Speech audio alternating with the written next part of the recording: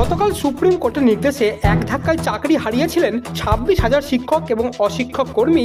আদালতের এক নির্দেশেই বাতিল হয়েছে 2016 সালের পুরো প্যানেল, যার ফলে রাতারাতি কলমের এক আঁচড়েই অযোগ্য চাকরি প্রাপকদের সাথে সাথেই অনিশ্চিত হয়ে পড়েছে যোগ্য শিক্ষক শিক্ষিকাদের ভবিষ্যৎ।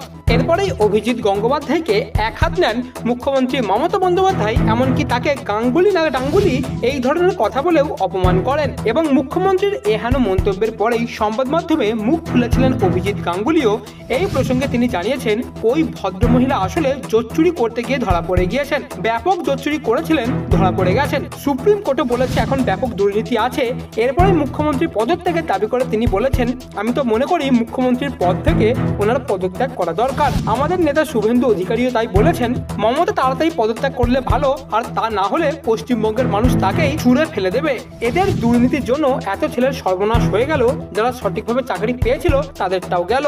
এরপরে মুখ্যমন্ত্রী মমতা বন্দ্যোপাধ্যায়কে চ্যালেঞ্জ ছুঁড়ে দিয়ে তিনি বলেন, এটা আলাদা করা যেত, এটা আজও আলাদা করা যায়, ক্ষমতা পেলে আমরা করে দেখিয়ে দিতে পারি। এখানেই শেষ নয়, মমতাকে কটাক্ষ করে বিজেপি সাংসদ আরো বলেন, এত বড় ধাক্কা তিনি আগে পাননি। তিনি বলতে চেয়েছিলেন, কৌশল যেটা ছিল 5,500 6,000-এর মতো চাকরি কেনার বিষয়টি ধরতে পেরেছিলাম, আমার রায়ে তাদেরকে বাদ দিয়েছিলাম।